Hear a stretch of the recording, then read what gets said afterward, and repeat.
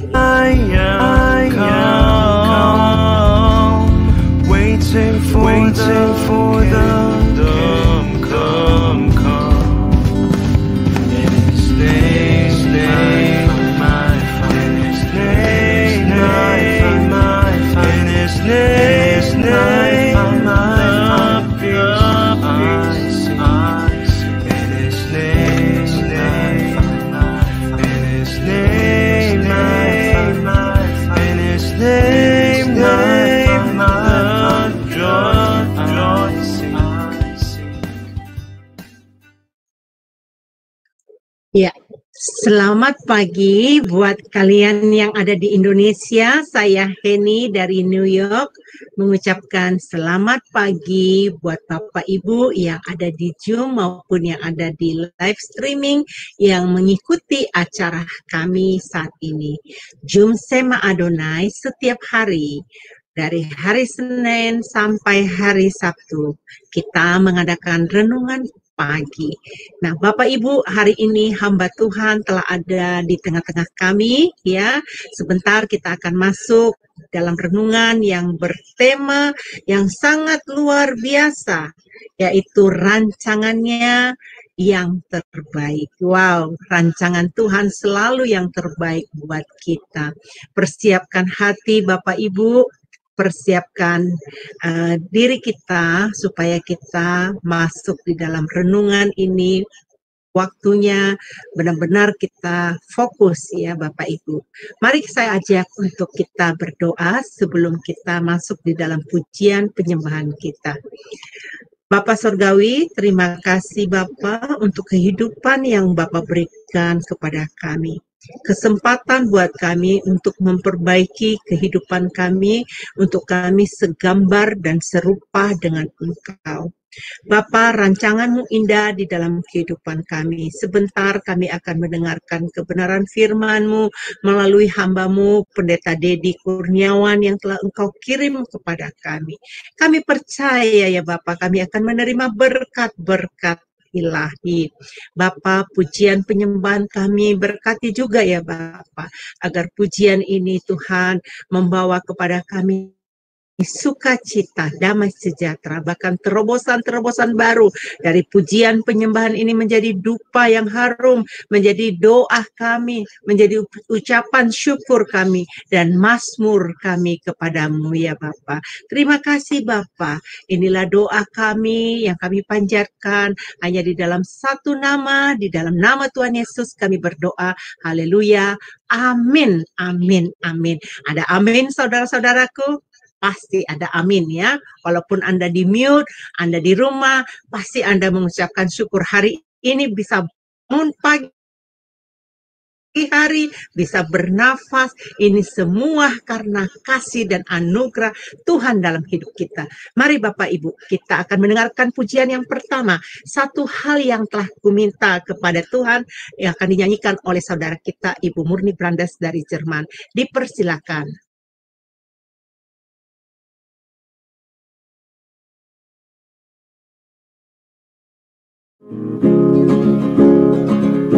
Satu hal telah ku minta kepada Tuhan, itulah yang ku ingini.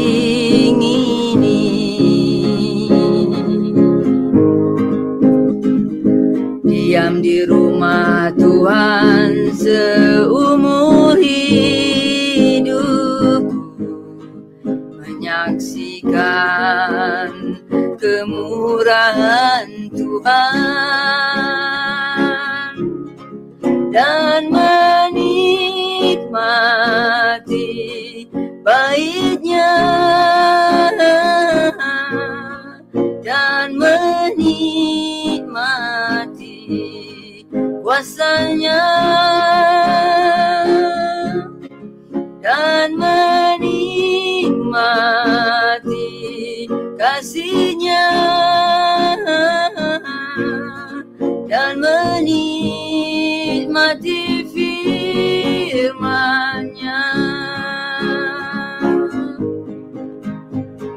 Satu hal telah ku minta kepada kepada Tuhan, itulah yang ku ingini.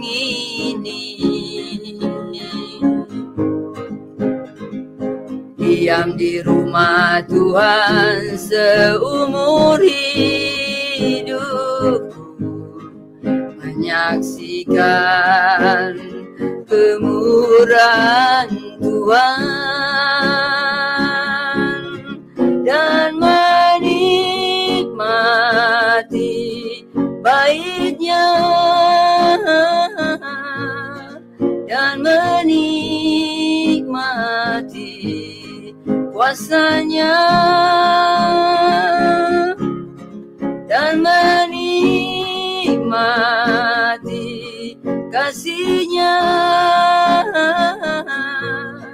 dan menikmati firman-Nya dan menikmati baiknya dan menikmati kuasanya dan menikmati kasih-Nya dan menikmati firman-Nya.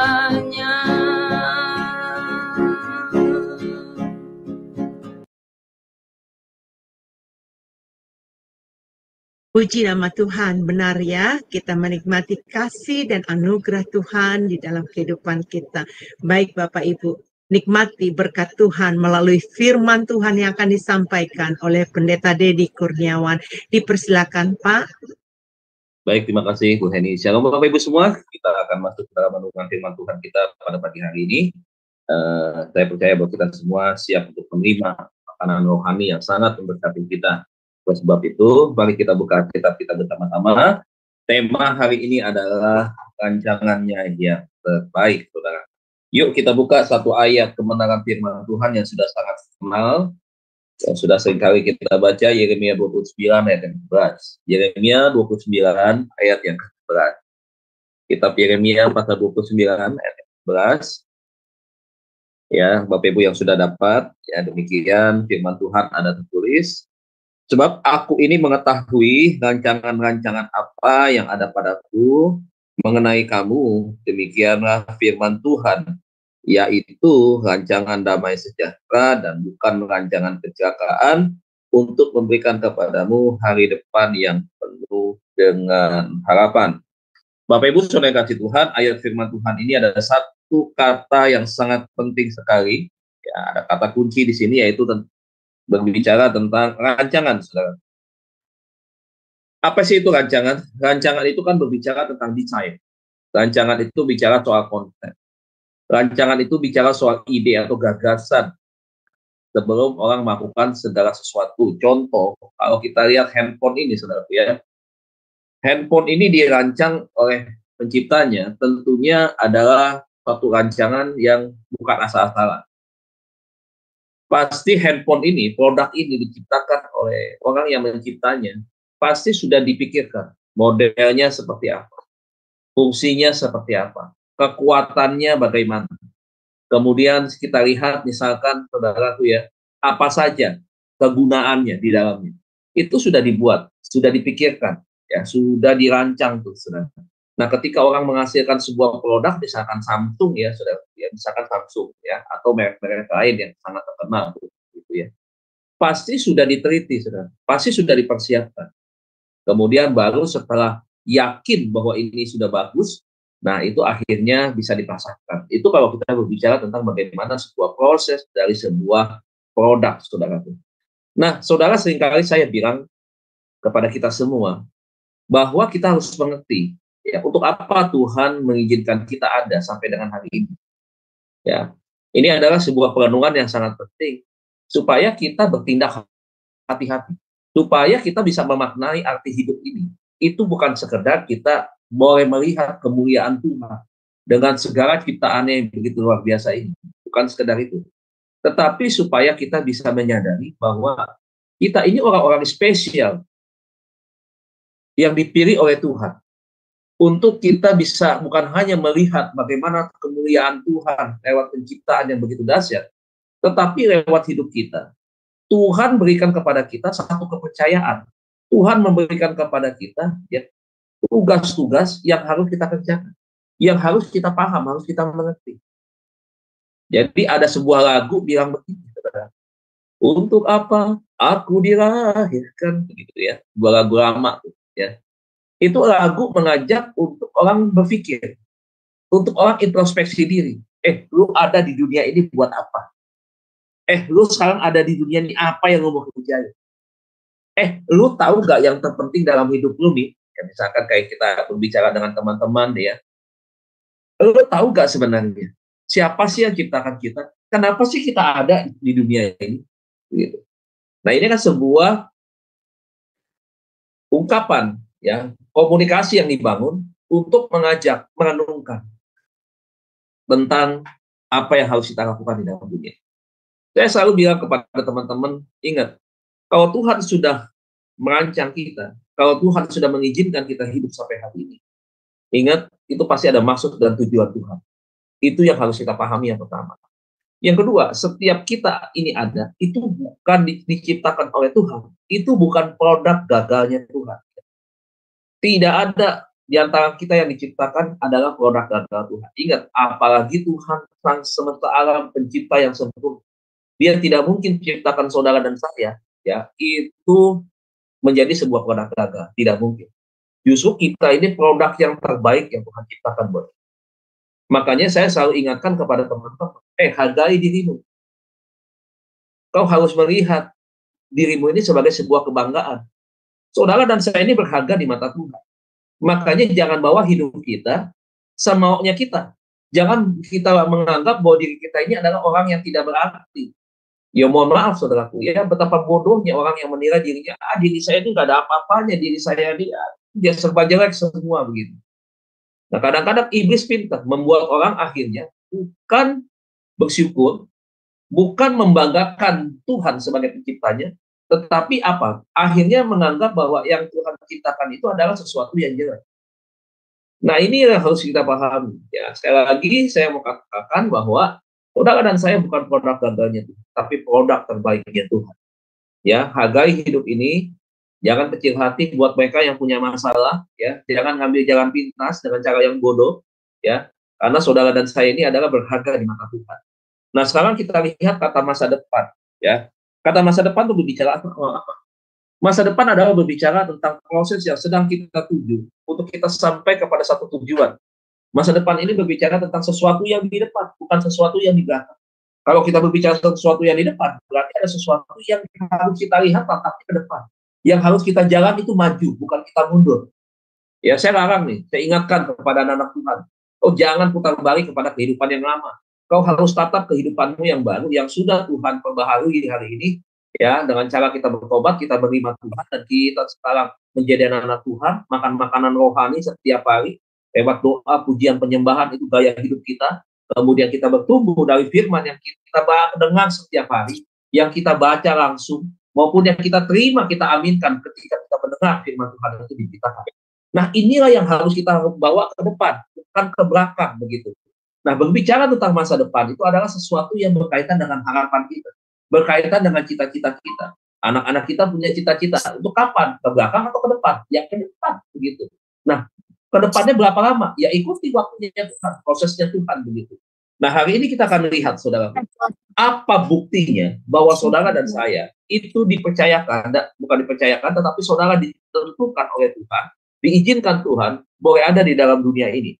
Coba kita lihat Mazmur 139, ya, Mazmur 139 ayat 13 sampai dengan 16. Mazmur 139 ayat 13 sampai dengan ayat 14. Ya.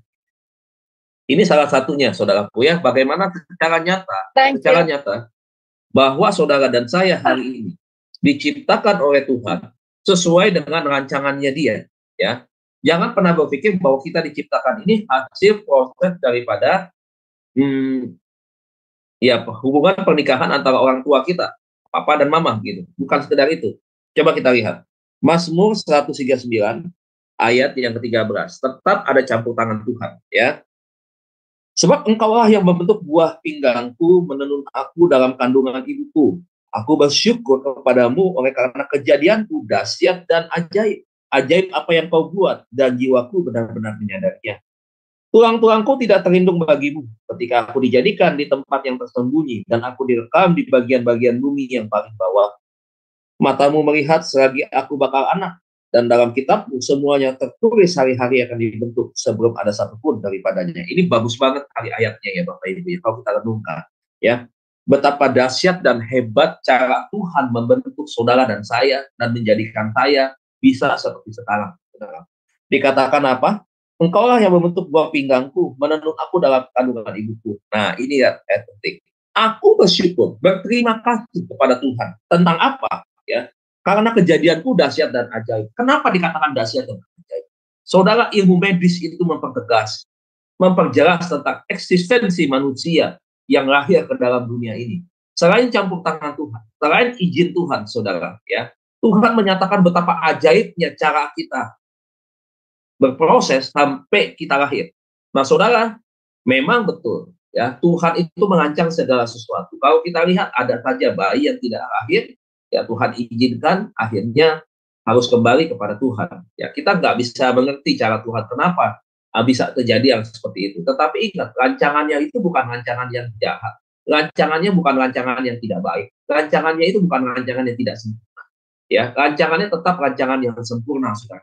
Tuhan selalu memberikan kepada kita itu sesuatu yang the best begitu. Nah, dikatakan yang terbaik, ajaib penciptaan seseorang ya di dalam proses sebelum kelahirannya. Dari mana kita bisa tahu? Saudara, laki-laki sebelum melakukan ketika terjadi hubungan suami istri, hubungan kontak seksual, saudara, ya, laki-laki itu dia mengeluarkan 50 juta sel sperma yang ketika terjadi hubungan itu tadi antara pria dan wanita, 50 juta sel sperma, ya, 40 jutanya, saudara, ya, itu dari 50 itu 40 juta ya, dan 10 jutanya, 40 juta ini dia berguguran, ya, berguguran di sepanjang sel telur ya, sel sperma ini yang menuju kepada tuba Fallopi. 40 juta itu berguguran. Yang lolos masuk ke tuba Fallopi itu 10 juta. Dari 50 juta, 10 juta. Ya, dari 10 juta itu, saudaraku, yang betul-betul bisa menembus sel telur, yang bisa masuk ke dalam rahim seorang wanita, itu hanya satu sel telur, saudara. Hanya satu. Jadi itu sekian banyak itu selnya, itu akhirnya mereka bertanding, yang paling kuat, yang bisa masuk dan bertemu dengan sel telur. Dan ketika terjadi dengan sel telur, sel sperma ini, saudara, apa yang terjadi? Terjadilah pembuahan. Saudara lihat, 50 juta sel sperma, kemudian gugur 40 juta, hidup 10 juta, dari 10 juta ini, satu yang berhasil, yang terkuat, yang bisa masuk, menembus kepada sel telur, dan dia bertemu dengan sel telur, dan terjadi pembuahan. Saudara paham nggak maksudnya apa? Saudara dan saya dirancang dengan cara Tuhan yang begitu ajaib. Tetap ada cara Tuhan, ada campur tangan Tuhan di dalam proses penciptaan kita. Jangan dipikir ketika proses penciptaan kita hanya seperti Adam, setelah itu sudah tidak ada lagi. Tidak seperti itu, saudara. Dan tahukah saudara, satu orang itu, satu sel sperma itu yang berhasil bertemu dengan sel telur, dan akhirnya terjadi sebuah pembuahan, dan akan jadi bakal anak, kata Alkitab bilang, itu adalah saudara dan saya. Saudara lihat, sebelum kita diciptakan terjadi sebuah kompetisi, 50 juta sel sperma. Bayangkan, bukan sedikit. 50 juta sel. Itu mungkin penduduk Jawa Tengah sekitar 50 juta itu. Di Jawa Tengah mungkin. Ya kurang lebih lah. 50 juta. Dari 50 juta itu, satu yang terkuat. Dan itu adalah saudara dan saya. Saudara, dari awal Tuhan sudah izinkan saudara menjadi seorang champion, menjadi seorang pemenang, the winner. Untuk apa? Untuk saudara menjadi orang yang dipercayakan Tuhan, mengerjakan segala sesuatu yang terbaik di atas muka bumi. Apapun yang Tuhan izinkan hari ini saudara kerjakan, Tuhan mau saudara juga menjadi juara di dalam segala sesuatu yang saudara persembahkan. Jadi jangan pandang remeh ketika Tuhan izinkan saudara dan saya hidup hari ini. Ingat, saudara, saudara dan saya adalah pemenang. You are the champion. You are the winner. Ingat. Ya, hargai hidup ini. Dan dia berikan masa depan itu yang tepat. Ya, tulang-tulangku direkam tempat tersembunyi dan seterusnya. Orang sekarang kalau melihat kandungan USG, ada USG apa ya, yang 3 dimensi kalau orang mau lahiran ya, bisa tahu, oh ini laki-laki, ini perempuan, dahsyat luar biasa. Tapi Tuhan tidak perlu alat itu. Tuhan bisa tahu. Bahkan di rahim seorang ibu, anak ini semakin membesar dan membesar. Lihat, cara Tuhan luar biasa. Di dalam bakal anak itu ada tulang-tulang yang tumbuh. Dari proses gumpalan darah berubah sampai anak itu 9 bulan besar di dalam perut ibunya. Dan dia dilahirkan menjadi seorang manusia. Menjadi seorang bayi akan bertumbuh menjadi seorang manusia yang hidupnya dipakai oleh Tuhan. Nah, saudara, ini salah satu yang Tuhan sudah pertegas bahwa di dalam kehidupan kita ada campur tangan. Nah, sekarang saudaraku, coba saudara lihat Pengkhotbah 3 ayat yang ke-11. Pengkhotbah 3 ayat yang ke-11 ya. Pengkhotbah 3 ayat yang ke-11. Dikatakan apa? Saudara yang sudah dapat boleh baca Pengkhotbah 3 ayat 11. Ya, silakan. Pengkhotbah pasal 3 ayat yang ke-11. Apa yang dikatakan oleh pengkhotbah? Kadang-kadang ada banyak orang mengeluh. Sedikit-sedikit mengeluh sama Tuhan. Sedikit-sedikit kecewa sama Tuhan. Saya baca ya Pak ya. Iya Bu, silakan. Pengkhotbah 3 ayat 11 berbunyi demikian. Ia membuat segala sesuatu indah pada waktunya.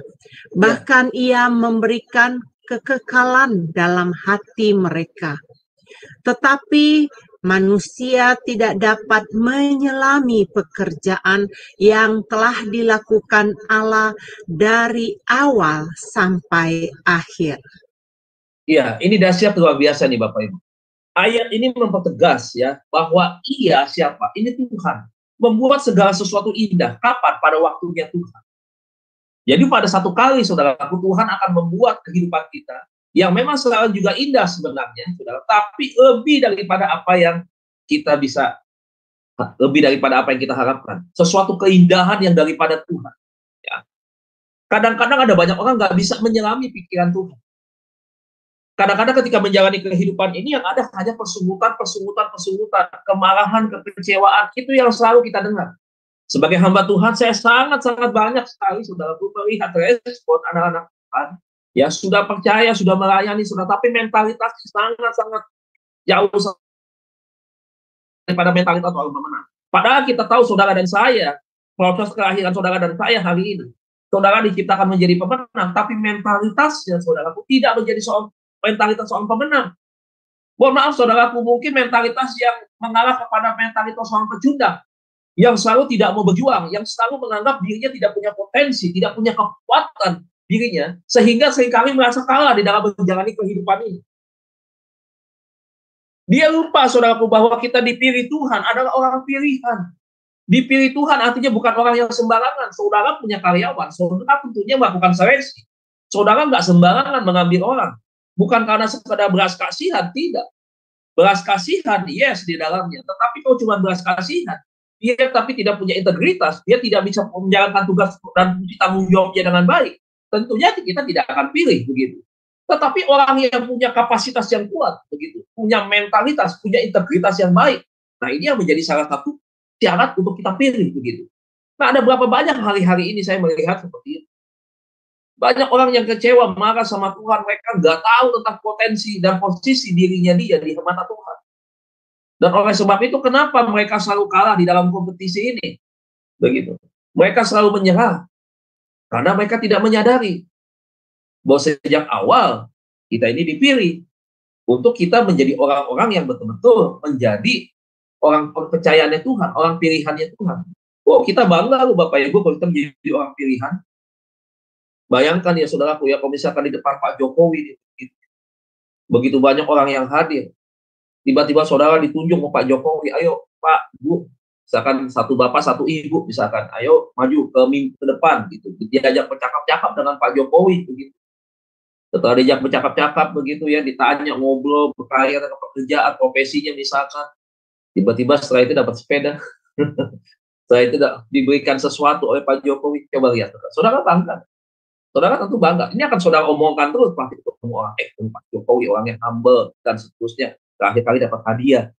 Ngomong begitu, ada sesuatu yang dibanggakan. Coba hari ini saudara lihat, ada nggak kadang-kadang kita nih, anak-anak Tuhan yang ada di luar, kadang-kadang ya, ketika dia menemukan sebuah persoalan di dalam kehidupannya, melewati batas kemampuannya dia, coba dia ingat nggak bahwa dia adalah orang yang sebenarnya diberikan mentalitas menjadi seorang pemenang.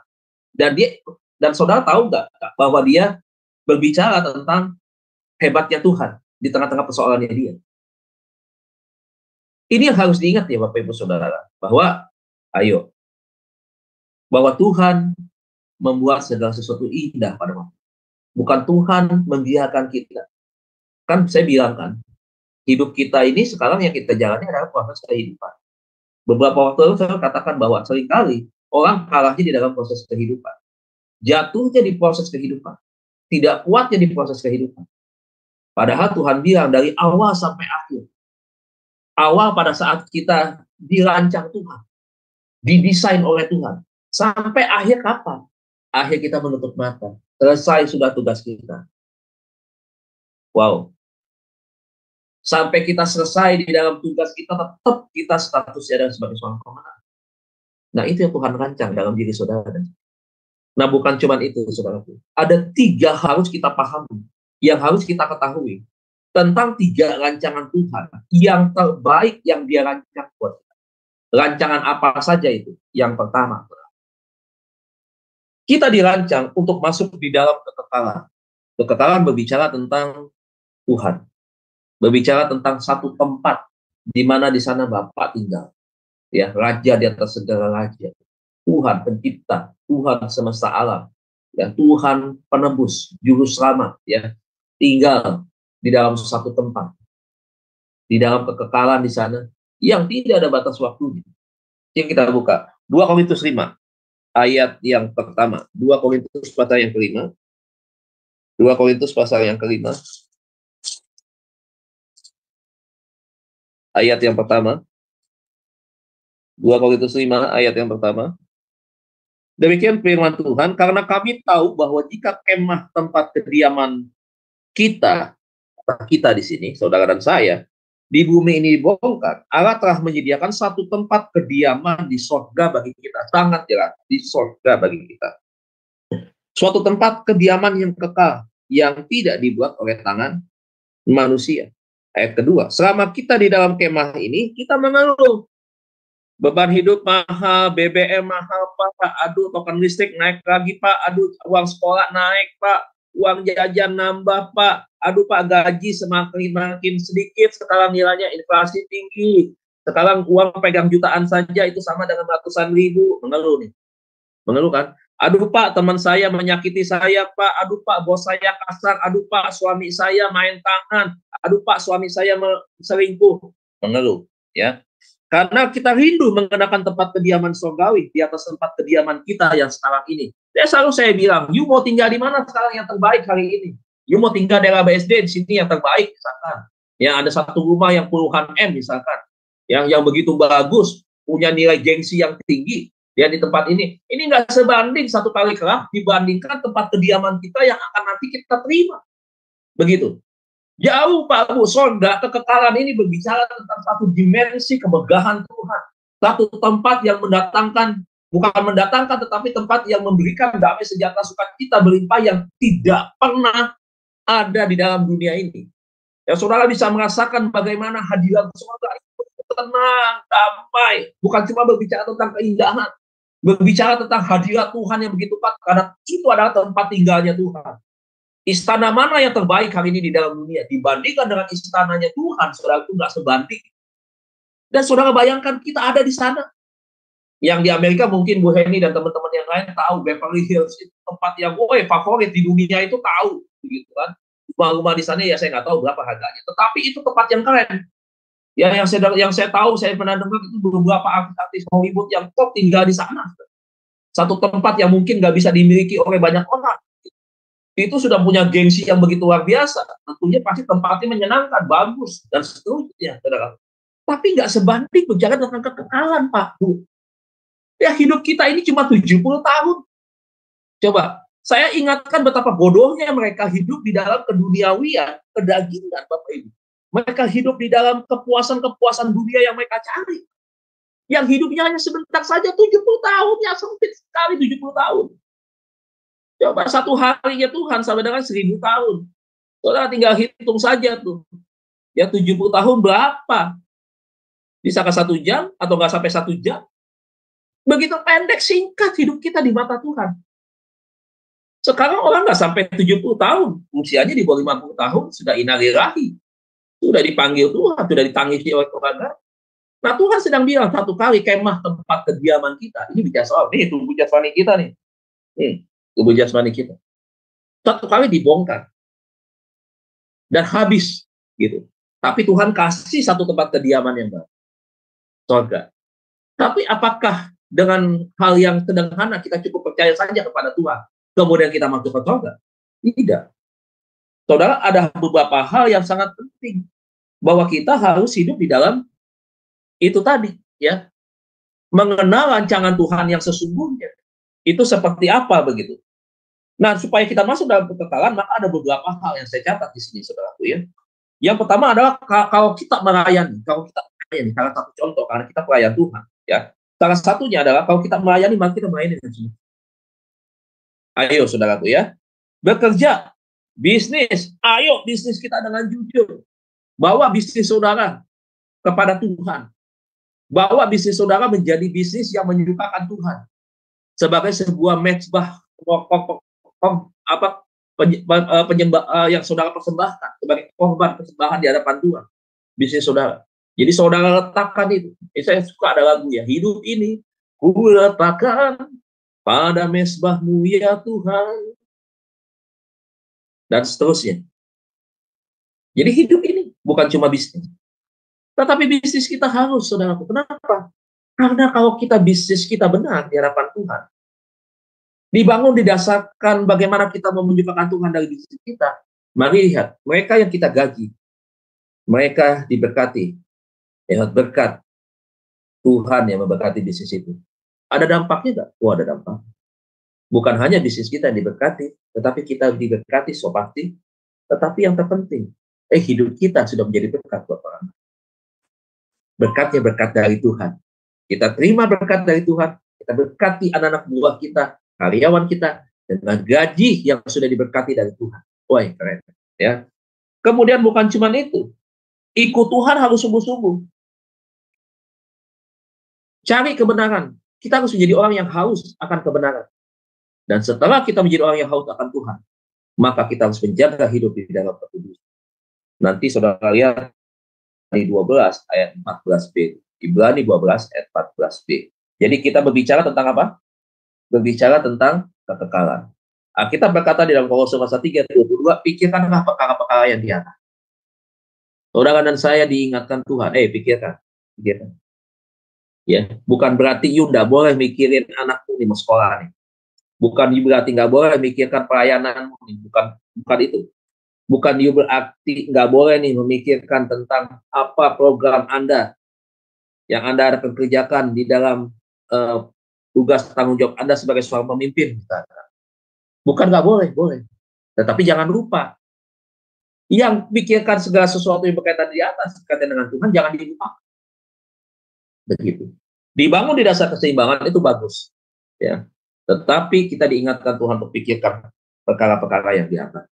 Perkara-perkara yang Tuhan sudah berikan buat saudara. Jadi yang pertama, kita dirancang untuk kita masuk di dalam kekekalan. Itu rancangan terbaik dia yang pertama buat saudara dan saya. Yang kedua, saudaraku, ya, kita dirancang untuk kita serupa dengan Kristus. Keren banget ya. Keren banget. Kita dirancang untuk kita serupa dengan Tuhan. Kita lihat Musa saja kita sudah bangga. Waduh, keren banget. Waduh, Musa hebat ya. Dipakai Tuhan, disuruh Tuhan, cuma mengangkat tongkat saja, laut terbelah. Wah, kalau saya dipercayakan Tuhan seperti Musa, waduh, saya senang. Iya betul, senang, sukacita, haleluya. Bawa itu sebagai ucapan syukur, karena saudara dipercaya oleh Tuhan, menjadi orang kepercayaan Tuhan, itu bersyukur banget. Begitu. Tetapi jangan sampai ketika dipercaya oleh Tuhan, akhirnya bukan untuk Tuhan kita kembalikan, tapi untuk kemuliaan diri kita sendiri. Oh, sombong, rohani. Oh, nggak boleh begitu. Ya. Jadi kita dirancang serupa dengan Kristus, berarti kita belajar dari sosok Kristus sebagai teladan. Teladan yang sempurna, guru agung kita nih, wah yang hebat dah, ya, yang nggak ada tandingannya dibandingkan dengan siapapun yang ada di dalam dunia ini.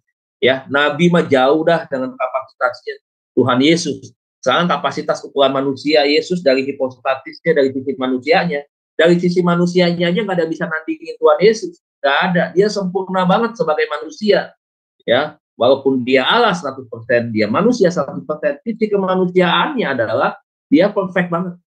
Makanya kita belajar untuk melihat sosok itu. Karena dia adalah Tuhan. Dan dia adalah representatif gambaran dari Bapa sendiri. Dan ini yang harus kita pelajari. Dan dirancang untuk itu Bapak. Baik. Ngapain kita mau jadi siapa? Obama kan dulu. Presiden Amerika yang top, yang banyak penggemarnya di dunia. Bangga pengen jadi Obama. Nggak usah. Saudara harus jadi, banggalah. Dan harus jadi seperti itu. Saudara harus belajar untuk serupa seperti itu. Ya, jangan seperti manusia gitu ya. Tetapi boleh saudara sosok manusia, kemanusiaan Yesus yang sempurna itu kita belajar. Kita serupa dengan Kristus.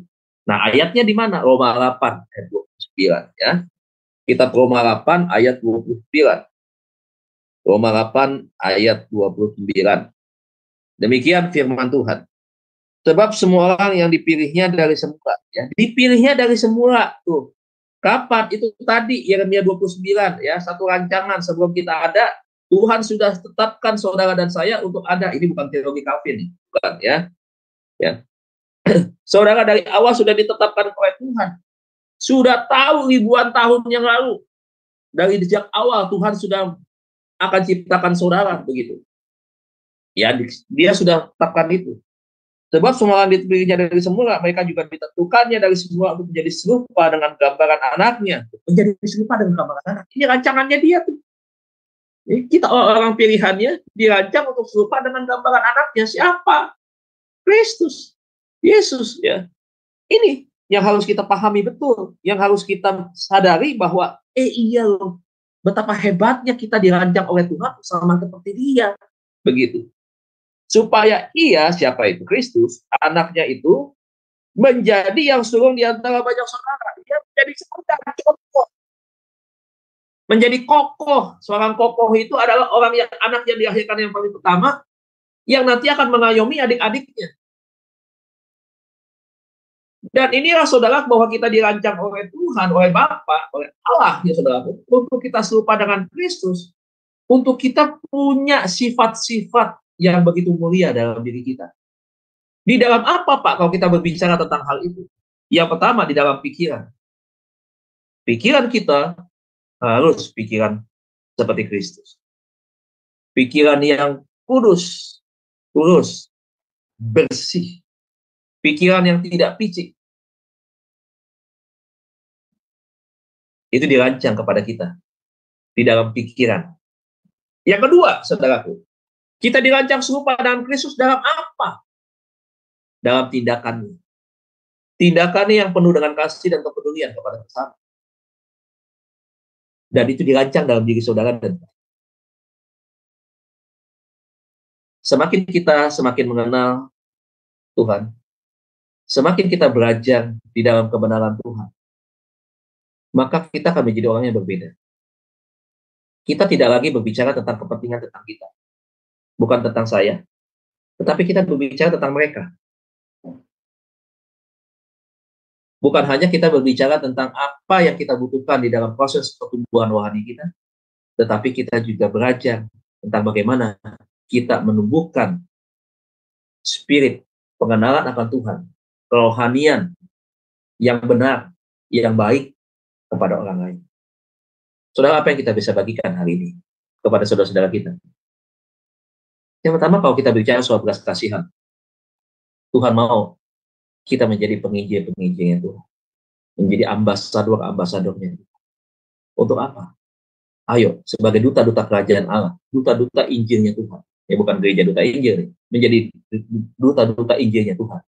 Ayo Bu, kita berbicara tentang Yesus buat banyak orang.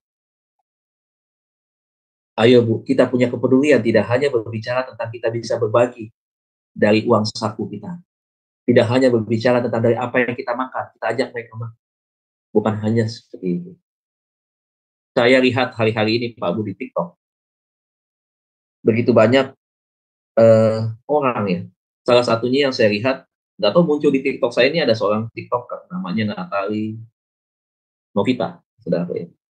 Saya ikuti beberapa kali itu, dia itu punya perhatian yang lebih. Dia suka kasih itu orang-orang yang seperti Kang Ojek ya, kemudian tukang makanan ya. Kemudian ada beberapa kali satu lagi TikTok yang mana itu mereka kasih kepada orang-orang yang memang membutuhkan. Saudara terlepas ya, artinya dia itu melakukan itu sebagai sebuah konten, tetapi kita harus bisa memaknai positif bahwa betul ketika kita melakukan kebaikan kepada orang lain, tangan kiri tidak boleh tahu, hanya tangan kanan yang memberi. Tangan kiri artinya tidak boleh terlibat ya, artinya tidak boleh tahu, biarkan saja tepuk tangan kita memberi ya. Dan terlepas daripada itu divideokan dan seterusnya, kita tidak berbicara tentang dia mau terkenal, dia mau pamer, bukan. Tetapi kalau memang itu dilakukan dengan tulus dan dia mau berbagi, itu adalah sesuatu yang baik, sesuatu yang positif. Kenapa? Dari konten itu mengajak supaya orang punya kepedulian, memperhatikan mereka-mereka yang hidupnya kekurangan, punya keterbatasan, dan seterusnya.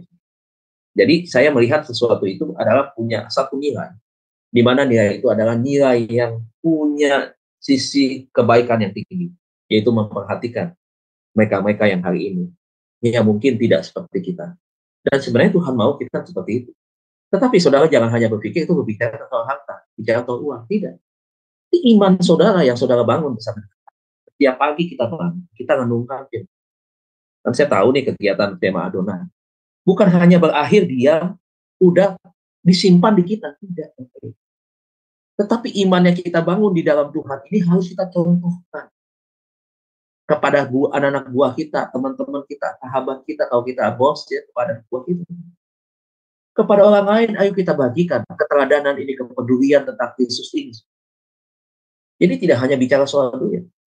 Jangan jadikan sebuah ukuran, Pak, saya nggak punya uang. Betul, itu keputusan dari tangan saudara. Tetapi saya mengatakan bahwa itu ketika kita memberi pun ukurannya, itu pun sesuai dengan kapasitas saudara. Jangan tunggu kaya dulu. Pak, nanti kalau saya kaya dulu, punya aset 3 miliar, baru saya bertabur. Nggak akan sampai nanti. Kalau nggak sampai usia dipanggil dulu, 3 miliar belum nyampe, saudara belum melakukan sebuah kebaikan, belum melakukan sebuah kepedulian.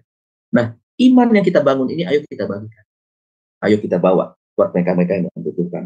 Nah, saudara, yang ketiga dari poin yang kedua atau yang C, di dalam apa? Tadi dalam pikirannya, yang Kristus, yang selalu memikirkan tentang sesuatu yang baik, sesuatu kemajuan, visi ke depan. Yang ketiga ini adalah dalam perkataan. Dalam perkataan berbicara soal apa, Pak Bu? Untuk kita serupa dengan Kristus. Perkataannya adalah perkataan seperti perkataan Tuhan Yesus, adalah perkataan yang baik. Perkataan yang memberikan semangat. Perkataan yang memiliki kuasa-kuasa yang baik. Perkataannya perkataan positif. Perkataannya perkataan yang baik. Sudah tidak ada lagi itu tempat rapat. Yang disampaikan adalah perkataan-perkataan yang berkaitan dengan nasihat, yang mengandung kekuatan buat mereka yang lemah, mereka yang membutuhkan hari-hari ini. Buat mereka-mereka ibu-ibu yang ditinggal oleh suaminya dan harus menjadi seorang single parent yang membesarkan anak-anaknya, yang harus berjuang, dan tidak sedikit mereka harga diri mereka itu direcehkan oleh orang lain dengan konotasi-konotasi yang negatif, pandangan-pandangan yang negatif. Ya biasa, dunia begitu, menghakimi. Saudara. Mereka harus berjuang, itu anak-anak mereka yang tertekan, malu, tidak punya papa misalkan. Malu karena hidup berbeda dengan orang lain. Anak-anak mereka punya fasilitas, sementara mereka hidup di dalam kekurangan. Karena mamanya harus bekerja menghidupi anak-anak mereka. Kita harus menjadi seorang konselor, penasehat yang memberikan mereka semangat kembali. Bangkit, bangkit, bangkit, bangkit. Kualitas iman saudara menentukan kapasitas doa Anda. Saya ulangi. Kualitas iman saudara menentukan kapasitas doa saudara. Kualitas iman Anda menentukan kapasitas doa Anda. Jadi kalau Anda punya kualitas iman yang baik, Anda doakan mereka. Karena keluar dari perkataan. Karena doa itu kan perkataan yang diucapkan. Bu, saya mau berdoa buat ibu. Panggil anak-anak ibu. Ayo tumpangin tangan. Ada gak satu dampak yang keluar dari diri kita buat mereka? Ada. Ada gak gairah yang mereka temukan kembali di dalam diri mereka? Ada. Nah ini yang harus kita lakukan. Ada gak kelemah lembutan yang keluar dari kita? Ketika kita dalam keadaan marah pun kita berjuang untuk kita menjaga perkataan kita. Mulut kita nih, gak enak nih. Mau ngomong kasar nih. Aduh, ini orang Betawi nih. Orang Betawi pada ngomong kasarnya kan main nih. Aduh, bisa gak nih? Aduh, Betawi tenambang lagi. Aduh, mau marah nih. Bagaimana nih? Bisa gak nih itu menjadi sebuah kelembutan? Bisa. Belajar. Karena Roh Kudus itu lemah lembut. Perkataan yang kita bangun adalah perkataan mengandung kuasa perkataan ini. Ayo lakukan, Pak, Bu, Saudara, untuk kita sama-sama yuk. Saya melakukan, Bapak Ibu Saudara melakukan. Karena saudara dan saya dirancang Tuhan untuk serupa. Poin kedua. Poin yang terakhir, saudara. Kita dirancang untuk menerima kemuliaan Allah. Kemuliaan Allah berbicara tentang kemegahannya. Sesuatu yang bernilai. Di kitab Wahyu ditulis itu. Waduh, surga itu jangan-jangan dia terbuat dari emas. Ya sekarang orang mau beli emas saja mahal. 1 gram aja mungkin ada orang yang nggak sanggup beli emas. Begitu. Kalau buat beberapa orang kecil, emas mau 1 juta kayak harganya segram. Oke, jangankan emas, begitu logam mulia aja mereka banyak. Betapa sulitnya orang nggak semua bisa beli emas. Logam mulia, sesuatu yang punya kemuliaan tuh di benda itu. Makanya punya harga yang mahal. Makanya dipakai sebagai sebuah perhiasan. Tapi saudara bandingkan di sorga, itu emas diinjak-injak Bapak Ibu. Diinjak-injak. Dinding-dindingnya itu saudara lihat ya di sorga kelak terdiri dari batu-batu permata yang bagus. Ada lapis lazuli, ada yaspis, kemudian ada ametis. Wah itu batu-batu mahal. Ada zamrud. Oh, zamrud berapa duit itu kalau yang bagus kualitasnya itu. Kualitas sorga itu bukan kualitas yang cek-cek. Kualitas yang perfect, the best. Berapa duit itu? Kita nggak perlu lagi pakai cincin seperti saya ini, pakai blue sapphire, pakai red sapphire, orange sapphire, saudara. Nggak perlu lagi nanti di sana. Di sana ya nggak ada harganya. Gitu. Coba kita buka Roma 5 ayat yang terakhir. Roma pasal 5 ayat yang ke-2. Roma pasal yang ke-5 ayat yang kedua.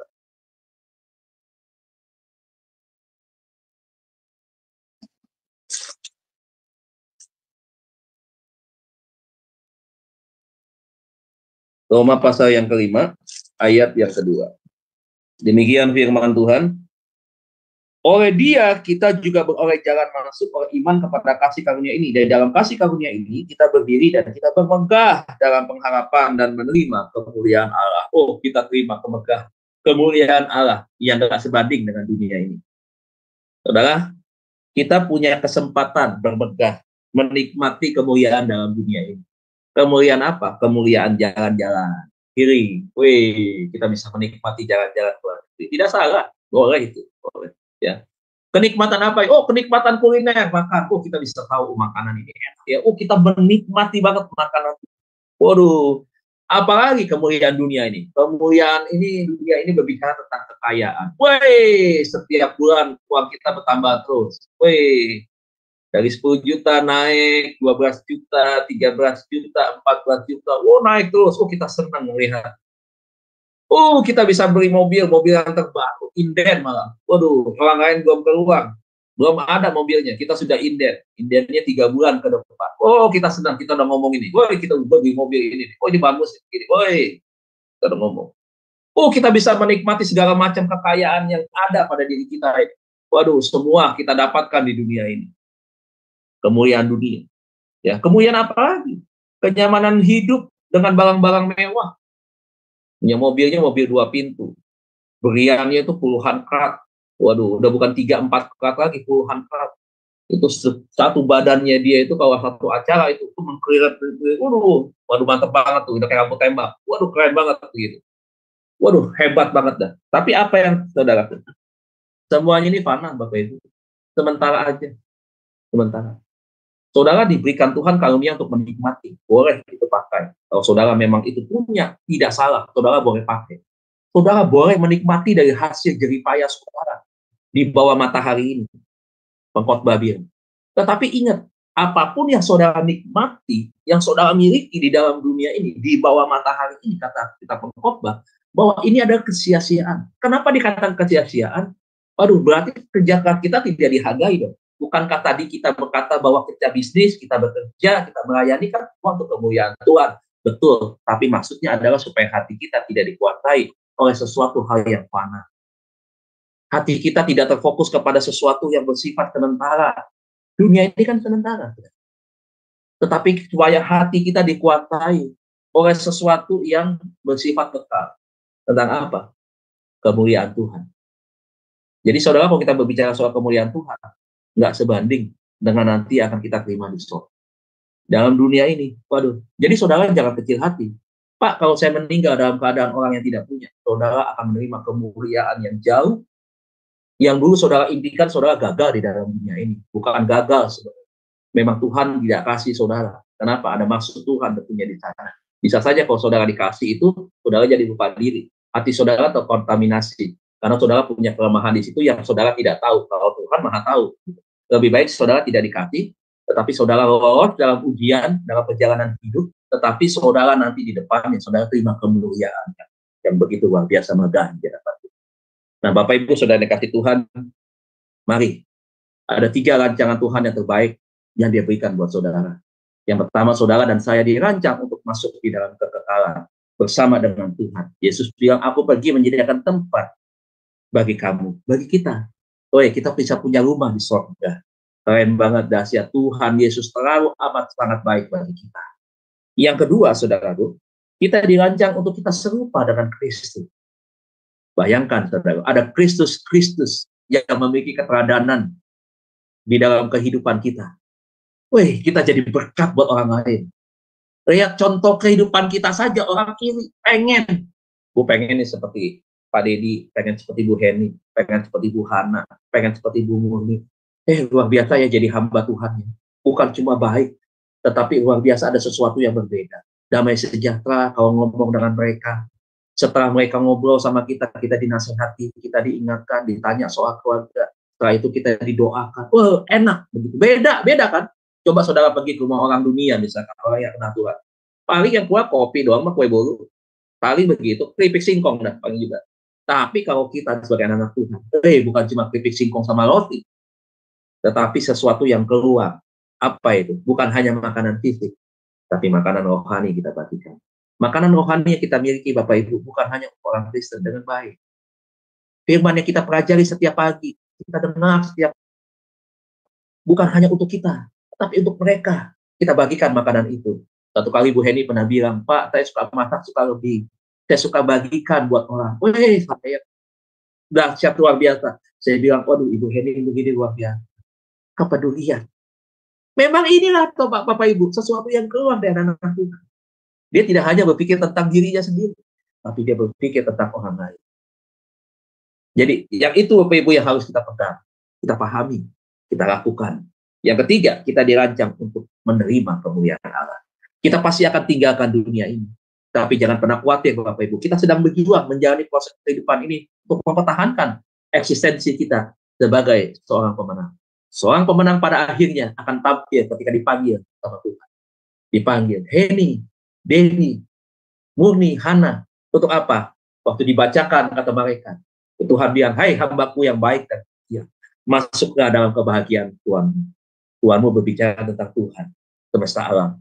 Dan dia berikan mahkota buat Bu Heni, terimanya 5-5-nya itu karena pelayanannya luar biasa, banyak dahsyat. Bukan hanya sebagai seorang pemimpin yang Adonai, tetapi juga seorang gembala buat teman-temannya, gembala bagi orang lain, gembala bagi keluarganya. Dan terimanya baca. Oh, saya terimanya 2. Kenapa? Karena 3-nya ini saya dulu selalu abaikan begitu. Ya saya 2 saja dah begitu ya. Mungkin ini 5, yang lain ini 3, 4, 5 semua. Begitu. Ya saya 3 aja cukup. Begitu. Ya tapi yang saya mau saya juga 5. Kenapa? Karena saya sedang berjuang untuk mendapatkan 5 mahkota. Amin Bapak Ibu. Kita mau berjuang bersama-sama. Kita mau melayani Tuhan. Kita mau mempersembahkan yang terbaik buat Tuhan. Kita tahu hidup kita bukan di sini, tetapi kehidupan kita adalah bersama dengan Tuhan di dalam kekekalan. Tuhan Yesus berkati kita semua.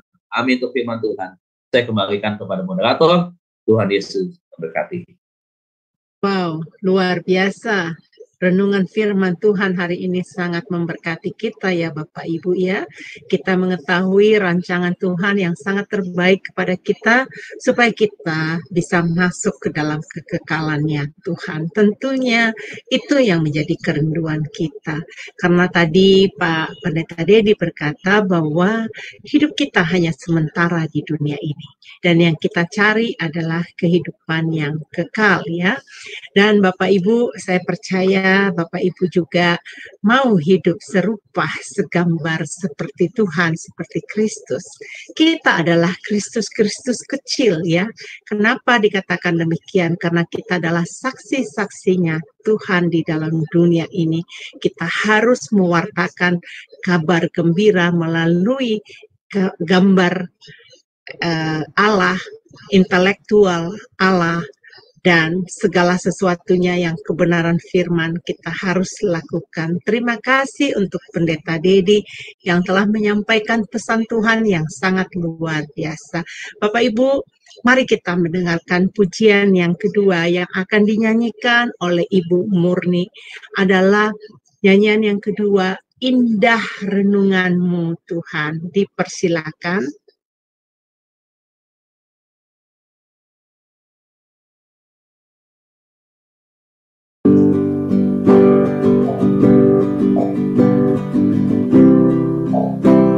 Indah rencana-Mu Tuhan di dalam hidupku,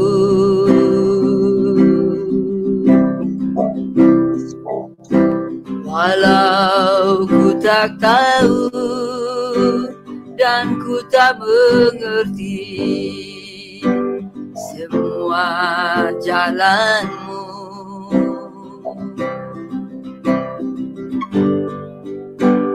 Dulu ku tak tahu Tuhan, berat ku rasakan,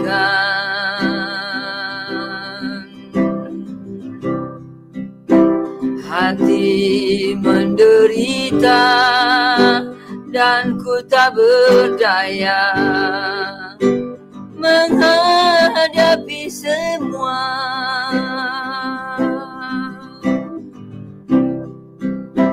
Tapi ku mengerti sekarang, Kau tolong padaku.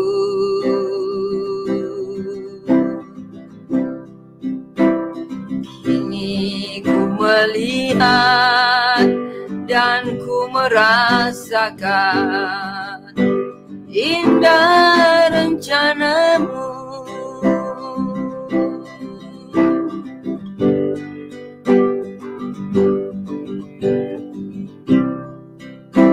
Indah rencana-Mu Tuhan di dalam hidupku,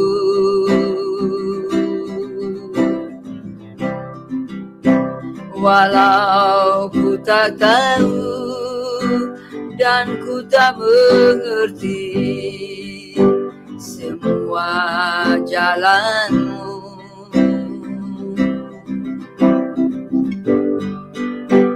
Dulu ku tak tahu Tuhan, berat ku rasakan,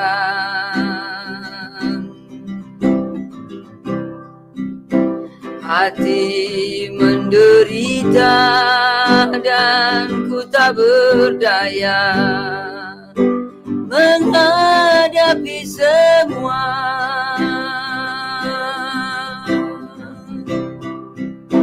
Tapi ku mengerti sekarang, Kau tolong padaku.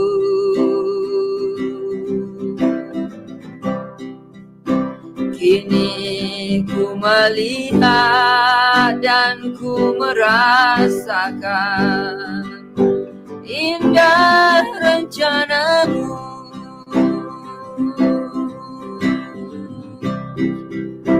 Tapi ku mengerti sekarang,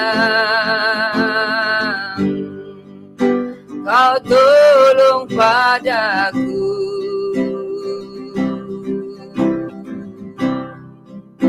Kini ku melihat dan ku merasakan indah rencana-Mu.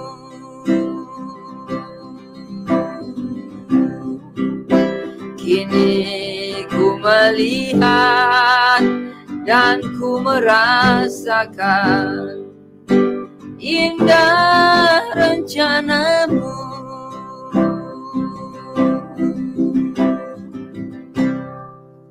Amin. Terima kasih untuk Ibu Murni, pujian yang sangat indah, sudah membawa kita, mengantarkan kita untuk mengintrospeksi diri kita, dan kita bersyukur juga bahwa benar rencana Tuhan indah bagi hidup kita. Bapak Ibu, saya mau mengumumkan ya, ibadah doa syafaat kita yang diadakan nanti setelah jam renungan pagi. Kami mengadakan itu setiap hari Senin dan hari Sabtu. Jika ada dari antara saudara yang ingin ditopang dengan doa, kami dengan senang hati untuk mendoakannya. Dan apabila itu ada doa yang penting, tentunya kami tidak menunggu untuk hari tertentu untuk didoakan, dan kami akan mau membawakan doa-doa tersebut ya Bapak Ibu ya. Dan besok pagi kita akan masih dilayani oleh Bapak Pendeta Dedi Kurniawan. Mari Bapak Ibu bersama-sama kami lagi besok di Jumsema Adonai beribadah renungan pagi, karena kami mengadakan dari hari Senin sampai hari Sabtu ya. Sebelum kita mengakhiri, saya berdoa dan kemudian saya serahkan kepada Pak Dedi untuk membawakan kita doa berkat. Mari Bapak Ibu kita bersatu hati dalam doa. Bapa Surgawi, Bapa, terima kasih ya Bapa. Firman-Mu iya dan amin. Engkau telah berbicara kepada kami, menyampaikan isi hati-Mu. Hati-Mu begitu mulia ya Bapa. Begitu agung, begitu baik rancangan-Mu. Engkau menginginkan kami masuk di dalam kekekalan ya Bapa. Bapa, terima kasih ya Bapa. Dan kami percaya melalui pertolongan Roh Kudus, Engkau memampukan kami agar kami hidup serupa seperti Engkau. Dari segala aspek kehidupan kami, dari karakter kami ya Bapa, kami bisa memberikan teladan bagi dunia ini, menjadi terang dan garam-Mu. Bapa Surgawi, terima kasih ya Bapa. Kami percaya melalui pertolongan Roh Kudus juga Bapa, biarlah dari hidup kami bisa memancarkan kemuliaan-Mu ya Bapa. Terima kasih Bapa. Engkau memanggil kami menjadi orang pilihan. Bapa Surgawi, Engkau mengajarkan kami doa-doa yang bagaimana kami harus peduli terhadap sesama kami. Satu hal Tuhan, di dalam doa Bapa kami, Engkau mengajarkan kami untuk mengampuni orang yang bersalah kepada kami. Bapa, hamba berdoa, mampukan kami Tuhan. Tidak ada yang munafik dalam hidup kami, karena Engkau tahu apa isi hati kami, apa isi pikiran kami. Biarlah Bapa, mampukan kami untuk mengampuni orang yang bersalah kepada kami, seperti Engkau yang mengampuni kami ya Bapa. Bapa, kami tahu juga Bapa, Engkau akan memberikan makanan kami secukupnya, makanan jasmani, makanan rohani, Engkau akan limpahkan itu kepada kami ya Bapa, dan kami menerimanya di dalam nama Tuhan Yesus. Biarlah kami memiliki paradigma yang baru, bahwa Engkau senantiasa menuntun umat-Mu, memelihara umat-Mu ya Bapa. Terima kasih Bapa untuk pengorbanan-Mu di kayu salib. Terima kasih untuk pengajaran-pengajaran firman melalui Sema Adonai. Terima kasih untuk segalanya. Bapa, kami mau mengangkat doa kami, mau membawa hamba-Mu Pendeta Dedi Kurniawan di dalam tangan kasih-Mu.